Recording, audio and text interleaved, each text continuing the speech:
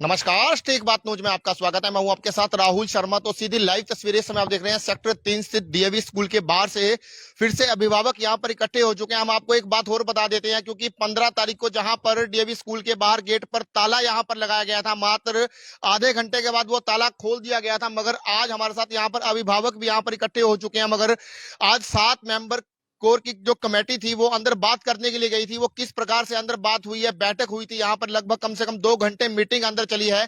तो यहाँ पर वापस आ चुके हैं पेरेंट एसोसिएशन के जो प्रधान है जेपी सैनी, और यहाँ पर योगेश शर्मा जो है हमारे साथ, जो एमिनेंट पर्सन है जजपा के, जो जजपा पार्टी के पूर्व प्रत्याशी भी रह चुके हैं। तो सर क्या कहना चाहेंगे, क्या बात हुई है अंदर, क्या कहना चाहेंगे? देखिए, सबसे पहले तो मैं आपका धन्यवाद करूंगा। पिछले 2 घंटे से आप बाहर खड़े होके जो पेरेंट्स की एक लड़ाई है, इसमें जो आपका सहयोग है, वो उसके लिए हम सभी आपके धन्यवादी हैं।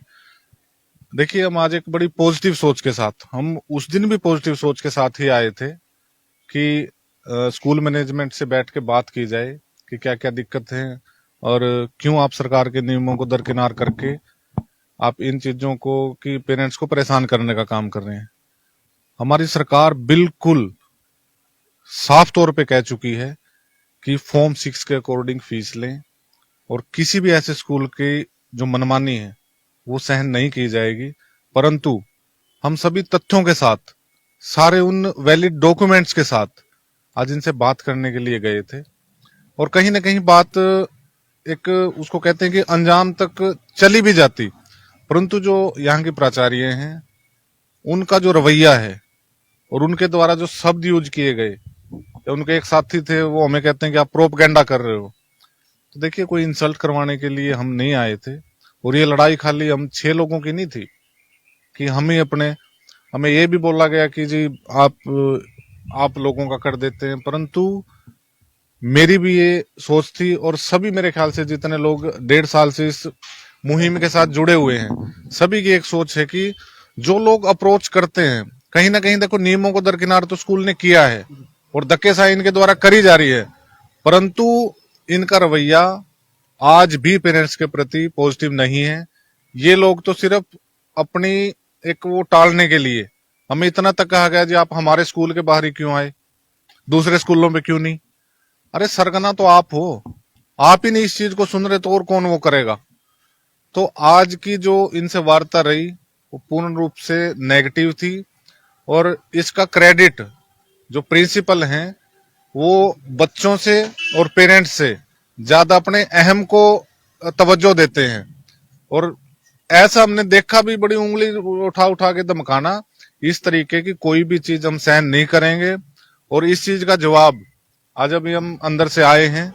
इनका रवैया तो पॉजिटिव नहीं था, सभी पेरेंट्स खड़े हैं, हम बातचीत करके सलाह करके अगला जो भी निर्णय होगा, मैं एक चीज बड़े साफ शब्दों में कहता हूं, अगला निर्णय इनके ऊपर बहुत भारी पड़ेगा और इनके पास उस चीज का जवाब नहीं होगा। ये इस चीज के लिए प्रिपेयर रहे। हम कोई कानून नहीं तोड़ेंगे, नियमों के अनुसार सब कुछ होगा, परंतु अपने हक की लड़ाई भी लड़ेंगे। जब सरकार बिल्कुल खुले तौर पे लेटर दे के कह चुकी है, तो एक स्कूल की क्या इतनी हिम्मत होगी कि हमें परेशान करने पे लगा हुआ है। तो मेरा आप सभी से भी और आपके माध्यम से जितने पेरेंट्स भी इस चीज को देख रहे हैं, ये लड़ाई अकेले जितने यहाँ साथी खड़े हैं उनकी नहीं है, कहीं ना कहीं जेबों पर डाका आप लोगों की भी लगा हुआ है। आप लोग आके सहयोग करें, और जो भी निर्णय होगा हम बैठ के अगला जो काम होगा उस निर्णय के बाद ही करें। योगेश जी, फीस वृद्धि को लेकर, एनुअल चार्ज को लेकर क्या कहेंगे, क्या अंतर बात हुई? देखिए, हम बिल्कुल तथ्य के साथ गए थे, चाहे वो आरटीआई के माध्यम से मिले हुए डॉक्यूमेंट हो, या जिला शिक्षा अधिकारी की तरफ से जो एक कमेंट दिया गया था, या एफएफआरसी की तरफ से जो चीजें हमें दी गई थी उसके अनुसार हो। उन चीजों को देखना तक ये लोग पसंद नहीं करते, एक भी डॉक्यूमेंट। और मैंने तो एक ही बात कही थी, आप अपने तथ्य रखें, हम अपने तथ्य रखते हैं। खाली वर्बली कहने से चीजों को हम इम्प्लीमेंट नहीं होने देंगे, आप अपनी चीजें दिखाएं। परंतु वो कहते हैं कि जी हमने तो कोर्ट में अपील डाल रखी है। हमने कहा आप कोर्ट की उस अपील का कोई लेटर दिखाएं, या आपको कोई स्टे मिला हो स्टे दिखाएं, परंतु इनके पास कोई भी ऐसा वैलिड डॉक्यूमेंट उपलब्ध नहीं है। ये सिर्फ और सिर्फ धक्केबाजी, धक्केशाही। नहीं नहीं, मना नहीं करा, मना भी नहीं किया और काम भी नहीं किया, मतलब घुमाने वाली बातें। किसी भी, जब आप कह रहे हैं कि हमारे ऊपर से कोई आए हुए हैं, कोई मैनेजर साहब थे, उन्होंने बड़ी अच्छी बात भी करी, परंतु प्रिंसिपल इस सारे सिस्टम पे हैवी है और इस चीज को अपने ईगो के साथ जोड़ लिया। हमारे ताला लगाने को एक प्रोपगेंडा करार कर दिया, परंतु जो बिना निर्धारित छुट्टी के इन्होंने छुट्टी करी, वो क्या प्रोपगेंडा नहीं था? और हम तो बात करने के उससे आए थे। स्कूल हमारा है, बच्चे हमारे हैं, पेरेंट्स हमारे हैं, इवन के स्टाफ भी हमारा और प्रिंसिपल भी हमारी है। बावजूद इसके भी ये लोग, कोई भी इनका कि पेरेंट्स की तरफ थोड़ा सा सरोकार होना चाहिए, वो इनका नहीं है। योगेश जी, आपने एक हफ्ता पहले एक प्रेस कॉन्फ्रेंस की थी, उसमें साफ साफ विजडम स्कूल के बारे में आपने कहा था अभी मान्यता प्राप्त नहीं है, तो फिर इस स्कूल के बारे में आप क्या कहेंगे? आप देखिए, मुझे ये सुनने में अभी अंदर भी आया, मेरे ऊपर भी आरोप, एक तरीके से आरोप ही लगाया गया कि विजडम स्कूल के साथ कोई सेटिंग होगी इसलिए आप वहां नहीं गए। विजडम स्कूल का और डीएवी स्कूल का ये मामला टोटली डिफरेंट है। वो तो है ही अवैध, उसके पास तो मान्यता ही नहीं है, उसकी लड़ाई लड़ने का तरीका कुछ और है। परंतु जो करंट की बात है वो ये है कि डीएवी समेत 8 स्कूल, जिसमें विजडम भी है, और मैं तो उस स्कूल को स्कूल नहीं मानता, वो तो एक प्राइवेट दुकान है जो फर्जी तरीके से चलाई जा रही है। अगर वो इतने साफ हैं, वो ये कहते हैं कि जी हमारी साइट पे लेटर डाला हुआ है, मैं आपके माध्यम से कहता हूं, अगर विजडम स्कूल का कोई भी प्रतिनिधि या कोई मैनेजमेंट का मेंबर मीडिया के सामने आके या हमें बुलाए, उनकी मान्यता दिखाता हो, तो मैं सार्वजनिक तौर पे उनसे माफी मांगने के लिए तैयार हूं।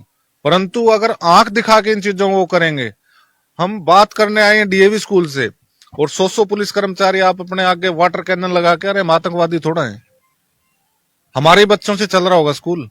तो इस प्रकार की मानसिकता के साथ तो विजडम की तो हम आगे की बैठ के बातचीत करेंगे, परंतु अभी जो डीएवी का ये था कि दोनों स्कूलों का मुद्दा अलग अलग है, वो फर्जी तरीके से चलाया जा रहा है, ये फर्जीवाड़ा कर रहे हैं जी।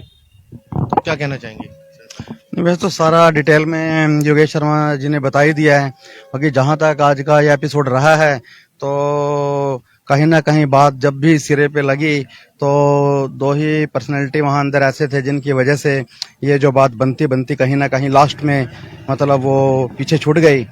तो उसमें मुख्य रूप से हमारी जो डीवी प्राचार्य है, लास्ट में उन्होंने जो एज पर रूल सब रिफंड और एडजस्टमेंट से रिलेटेड बात चल रही थी, और वो कहीं ना कहीं जो हायर अथॉरिटीज यहाँ पे विवेक कोहली जी जो मैनेजर हैं वो आए हुए थे, और अनपाल जी जो आए हुए थे, उन्होंने उस मैटर को सही तरह से उन्होंने उनकी समझ में आ गया था कि ठीक है ये एज पर रूल हम इसके बारे में इसको पॉजिटिवली हम ले रहे हैं। लेकिन लास्ट में मैडम आए, उन्होंने पता नहीं क्या किस तरह से वो सारे सिस्टम को ही क्या नाम जो बात कहीं सिरे पे आ गई थी, इतनी एक लंबी डिस्कशन के बाद वो फिर वो सारा चौपट हो गया, जिसकी वजह से फिर सर प्रिंसिपल ने सारा सिस्टम जी जी जी जी जी अगला स्टेप जैसे भाई साहब ने बताया कि मीटिंग करके वो बताएंगे। अभी उन्होंने आते हुए ऐसी बात की थी, लेकिन कोई बात नहीं, इतनी जल्दी भी नहीं है, और जैसा ही मतलब बैठ के मीटिंग होगी उसके बाद में वो जो डिसीजन होगा वो फाइनली सबके सामने आ जाएगा। तो अब देखते हैं आगे की रणनीति क्या होगी। जहां डीवी स्कूल के बाहर की सीधी लाइव तस्वीरें हमारे तमाम व्यूवर जितने भी इस खबर को देख रहे हैं, खबर को साथ के साथ शेयर जो करते रहिएगा। तो देख सकते हैं यहाँ पर एक प्राइवेट दुकान चलाई जा रही है। जी हाँ, स्कूल नहीं, प्राइवेट दुकान। ये हमारा कहना नहीं है, ये योगेश शर्मा जो एमिनेट जो पर्सन है सीएम विंडो के, उनका कहना है। तो सीधी तस्वीरें हमारे तमाम व्यूवर जितने भी इस खबर को देख रहे हैं, खबर को साथ के साथ शेयर जो करते रहिएगा।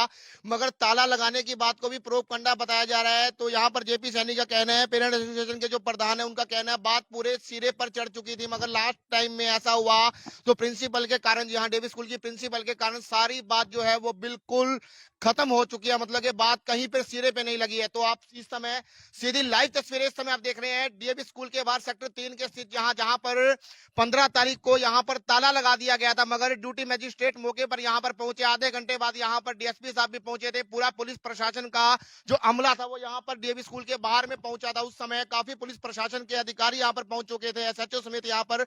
मगर आधे घंटे में ताला जो है वो यहाँ पर खुलवा दिया गया था। जी खुलवा दिया गया था, मगर उसके बाद जो डेट दी थी 18 तारीख को, 18 तारीख को यहाँ पर लगा यहाँ पर माफी चाहूंगा 2 घंटे के करीब जहां अभिभावकों की यहाँ पर मीटिंग हुई अंदर में, प्रिंसिपल के साथ, मैनेजमेंट के साथ, स्कूल प्रशासन के साथ, मगर स्कूल प्रशासन की यहाँ पर 2 घंटे की मीटिंग चलने के बाद कुछ भी हासिल नहीं हुआ। मगर बात कहीं ना कहीं सिरे पर चढ़ रही थी। हमारी जब पेरेंट एसोसिएशन के जो प्रधान है जेपी सैनी से जब बात हुई तो उन्होंने हमें सारा जो वाक्य यहाँ पर बताया। और इसके साथ यहाँ पर हमारे साथ योगेश शर्मा दोबारा, हम उनसे पूछेंगे आगे की जो है वो रणनीति क्या रहेगी, आगे की जो कार्रवाई है वो क्या रहेगी।